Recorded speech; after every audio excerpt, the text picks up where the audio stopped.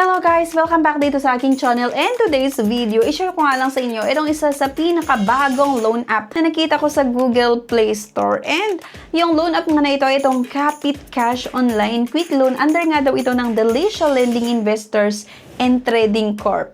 So, isa ito na naman mga ka-interview sa bagong-bago na nakita ko sa Google Play Store, and nakakaloka lang ha. Kasi nung last year, napakarami yung mga pinang-close, diba, ng mga pautangan online, yung mga loan app sa Google Play Store, maging sa App Store.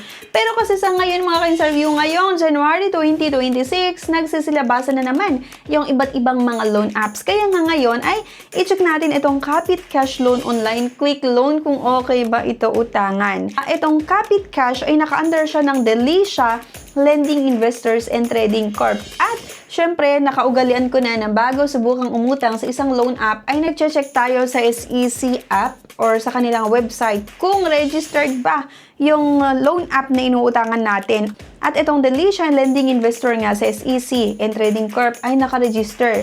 Status registered, at kung mapapansin nyo, yung secondary license nila ay meron din, or license number meron din sila, type ay lending. So talagang meron naman silang secondary license para makapag-operate as lending, di ba, or financing. Kaya nga sinubukan ko, and alam nyo ba, ang pambungad ng loan app na ito, or itong Kapit Cash, ay pwede akong umutang hanggang 50,000 pesos na maximum loan amount. So, malaki-laki na rin yon kung talagang ganun ba talaga yung ipapautang nila. At bago tayo makautang dito, syempre, kailangan nating makapag-upload ng isang valid government ID na naman. At ito yung mga ID na tinatanggap, yung driver's license, PRC, SSS, passport, postal ID, UMID, TIN, voters ID, national ID, pag-ibig, at yung health card ID. So, meron pa nga silang recommended ID at other option, di ba? Ito yung TIN, voters, national ID, pag-ibig, at yung health card. Kailangan nating i-upload yung isang valid government ID, at kailangan din nating sagutan itong mga basic information, basic identity information like yung gender, marital status, loan purpose, email, at yung educational attainment, job information, di nawawala yan.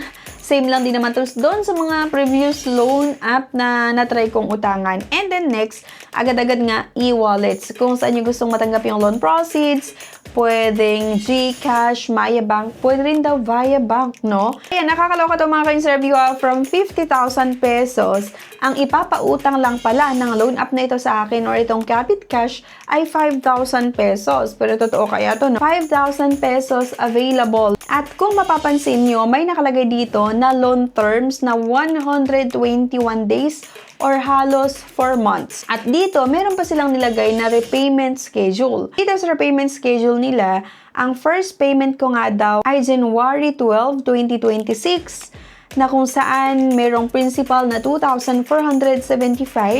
then interest na 700. Ang amount na babayaran ko nga sa January 12 ay 3,175. At next, sa January 19, na kung saan magbabayad ako ng 3,175, principal na 2,475 plus yung interest na 700, kaya naging 3,175. Then, ang last payment ko ay sa May, di ba? Akalain mo May 7, 2026, na kung saan magbabayad ako ng 50 pesos. Pero eme lang nila tong 50 pesos mga ka-interview ha. Itong terms lang talaga na in-offer nila sa akin ay 1 to 2 weeks lang. Hindi umabot ng 4 months. Okay? So, nilagay lang nila tong 50 pesos na babayaran ko sa May para masabi na mahaba yung payment terms. Pero kung mapapansin nyo, dito sa first and second payment ko pa lang, which is sa January 12 at January 19, ay magbabayad ako agad-agad ng 33,175. So, malaki na yun mga ka-interview ha. 6,300 mahigit yung babayaran ko. Itong loan app na ito ay napaka-short term lang din. Then, pagdating sa interest at yung mga processing fees nila, medyo mataas pa rin mga ka-interview.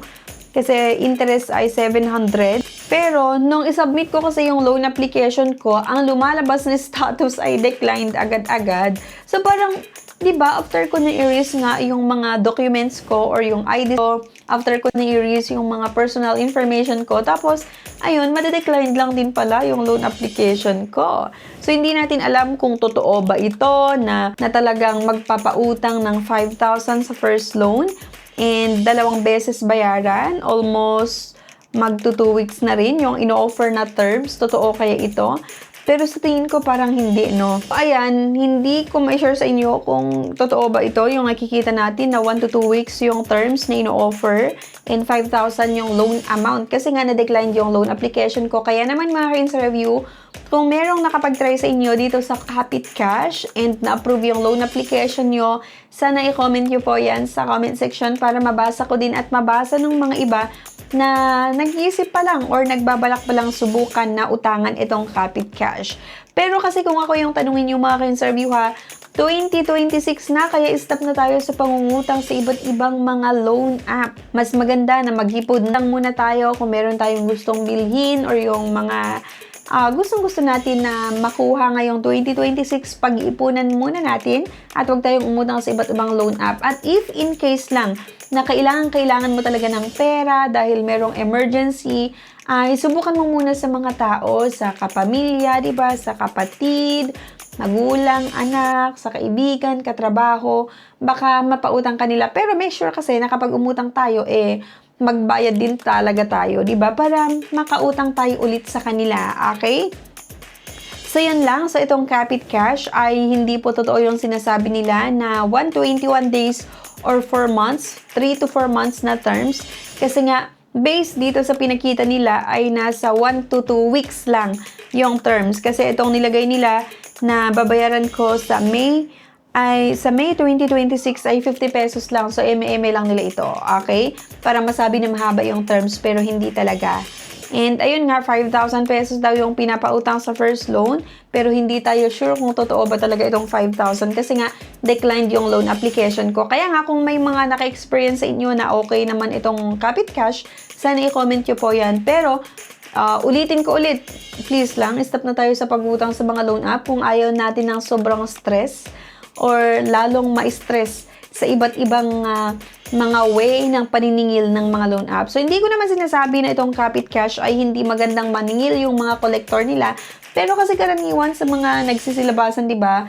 Yung mga nagawan ko ng aking honest review, yung mga nasubukan kong utangan na mahaba, na mababa lang or napaka-short term lang, malaki yung mga charges ay hindi maganda maningil. Okay? So, yan. Bagong taon, magbagong buhay na rin tayo. Stop na sa pangungutang sa iba't ibang mga loan apps. Okay, so yan lang. Thank you for watching. Please don't forget nga to like, share, and subscribe. Don't forget na rin to click the bell icon dyan sa baba para maging updated ka sa mga susunod na videos natin sa mga legit at hindi legit na pautangan online at yung mga bagong nagsisilabasan na loan app online. Ayan, so thank you guys for watching at see you sa aking next video. Bye!